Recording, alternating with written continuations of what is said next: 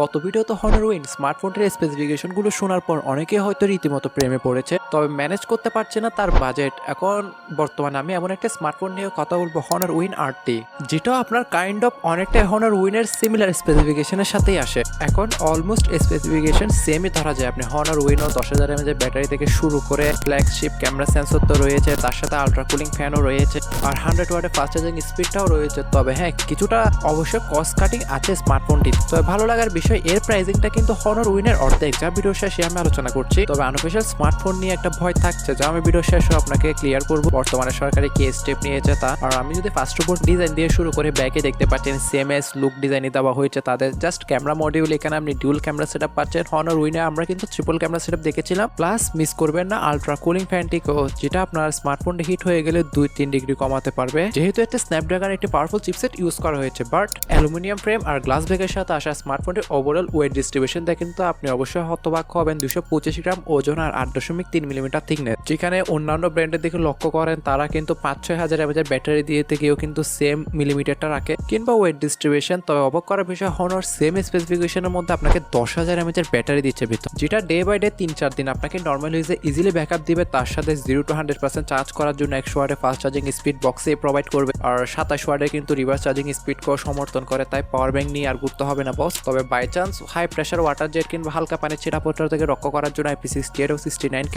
তো high rating রয়েছে। তবে তাই বলে কোনো এক্সট্রিমলি টেস্ট করতে যায় না বস, কারণ পানি ঢুকে গেলে ওয়ারেন্টির আন্ডারে আসবে না তাদের। ডিসপ্লে নিয়ে কথা বললে এক কথা, আইফোন লাইক একটি ডিসপ্লে এখানে বলতে পারেন, যেরকম আমরা হনার উইনে দেখেছি। হন্ডা আসলে দেখতে পারবো ফার্স্ট অফ অল 6.83 ইঞ্চি আপের 1.5K রেজুলেশন একটি 1 billion colour supported AMOLED display. এছাড়াও নাকি এতে দেওয়া হয়েছে 185 এর ফাস্ট রিফ্রেশ রেট। তবে এটা কিছু সিলেক্টিভ অ্যাপে কাজ করবে, ম্যাক্সিমাম ক্ষেত্রে 90 to 120 হার্জ এ কাজ করবে। সব থেকে মজার ব্যাপার ছিল কন্টেন্ট ওয়াচিং কিংবা মাল্টিমিডিয়ার ক্ষেত্রে, যেহেতু অনেকটাই সিমেট্রিক্যাল বেজেল, তার সাথে আইফোন লাইক একটি ফ্ল্যাট ডিসপ্লে, যাতে টপে রাউন্ড কর্নার শেপ তো রয়েছেই, তবে অল ওভার ডিসপ্লেতে যদি আমি এক্সট্রা ফিউচার নিয়ে কথা বলি, আপনি এখানে SDR Vivid, SDR10 এসবের সার্টিফিকেশন পাচ্ছেন। তবে চাইনিজ ভেরিয়েন্টের ক্ষেত্রে একটা সমস্যা, ওটিটি প্ল্যাটফর্মগুলোতে কিছুটা প্রবলেম রয়েছে। আপনি সেখানে SDR এর কন্টেন্টগুলো কিন্তু ওয়াচিং করতে পারবেন না, যেহেতু চাইনিজ ভেরিয়েন্টে মিনস চায়নাতে ওটিটি প্ল্যাটফর্ম বলতে কিছুই থাকে না। আর আল্ট্রাসনিক ফিঙ্গারপ্রিন্ট সেন্সরের স্পিডটাও যথেষ্ট ফাস্ট এবং অ্যাকুরেট ছিল। তার সাথে এখানে হনারের নিজস্ব একটা প্রোটেকশন ইউজ করা হয়েছে, ওটা কি ইউজ করা হয়েছে তা বলে নেই আমাদেরকে। সাথে তাদের আলট্রা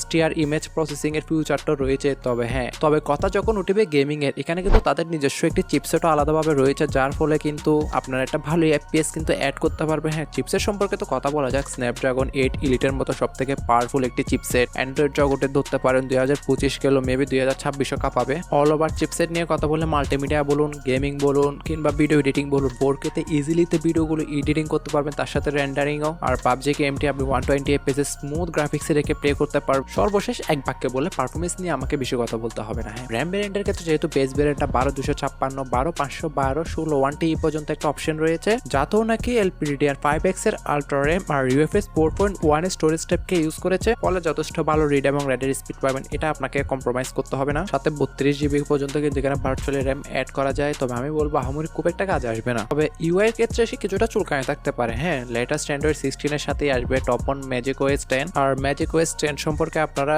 এখন অনেকে ভালো মন্দ সবাই জানেন, অলমোস্ট iOS 16 থেকে কিছু ফিউচার কিন্তু এতে কপি করা হয়েছে। তবে আগেই বলেছিলাম, চাইনিজ ভেরিয়েন্টের স্মার্টফোন হওয়ায় কিছুটা প্রি ইনস্টল অ্যাপস রয়েছে, তার সাথে নোটিফিকেশন ডিলে বলে একটা ইস্যু রয়েছে, যেটা আসলে পারমানেন্টলি দূর করা না গেলেও সেপারেটলি কিছু সমাধান রয়েছে এতে। আপনি স্মার্টফোনটি সেটিং এ ঢুকে যে ব্যাটারি রেস্ট্রিকশন রয়েছে ওই সেটিংটা অফ করে দেন, তার সাথে অটো স্টার্ট নামক যে সেটিংটাও রয়েছে আপনি ওইটা কিন্তু অন করে দেন, তাহলে কিছুটা হলেও কিন্তু এর থেকে রেহাই পাওয়া যায়। এখন AI নিয়ে কথা বললে পিছিয়ে থাকবে না হনার উইন, তাদের নিজস্ব AI রয়েছে, যেখানে অলমোস্ট সব ফিউচারই দেওয়া হয়েছে। এখানে একটা ইম্পর্টেন্ট নোট আপনাকে দিতে চাই, আপনি হনার উইনের ক্ষেত্রে কথা বলুন কিংবা হনার উইন আরটির ক্ষেত্রে কথা বলুন, দুটোটা স্মার্টফোনে কিন্তু গ্লোবাল ভাবে আসবে। তবে ইউরোপিয়ান ইউনিয়ন হওয়ায় এতে আমরা কিছুটা রেস্ট্রিকশনের বাধা পাবো। ফার্স্ট অফ অল, এত বড় ব্যাটারি দেখবো না আমরা, কিছু না কিছু কস্ট কাটিং থাকবে ইউরোপ ভেরিয়েন্ট গুলোতে। তবে ইন্ডিয়ার ক্ষেত্রে যদি ইন্ডিয়ান ভেরিয়েন্ট গুলো আসে, তাহলে সরাসরি আমরা 10,000 mAh ব্যাটারিতে দেখতে পারবো, বাট তাদের সাথেও খুব একটা অবস্থা ভালো না, বিদায় আমাদেরকে চোখ বুঝে চাইনিজ ভেরিয়েন্টের দিকে ধাপিত হতে হবে। এখন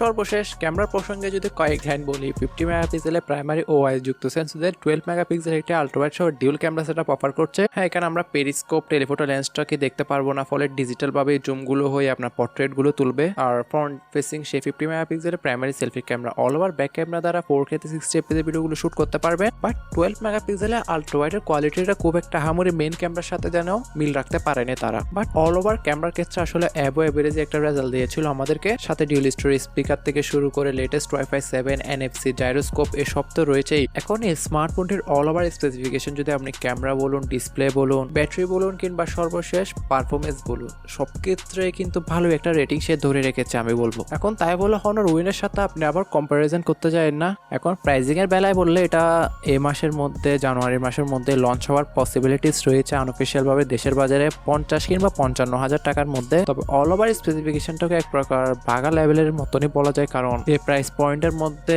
মেবি 10,000 mAh ব্যাটারি এই সর্বপ্রথম অফার করছে। তবে আনঅফিসিয়াল স্মার্টফোনের ক্ষেত্রে একটা ভয় থেকে গেছে, যেহেতু সরকার আমাদেরকে রিসেন্টলি আরো 3 মাসের সময় দিয়েছে। এই সময়ের মধ্যে যদি স্মার্টফোনগুলো কিনে আপনি সিম ইনস্টল করলে কিন্তু সেই সিম আর মোবাইল কিন্তু একই সাথে আপনার রেজিস্ট্রেশন হয়ে যাবে। তবে অল ওভার এই স্মার্টফোনটি আপনার কেমন লেগেছে আমাকে কমেন্টে জানাতে ভুলবেন না বস।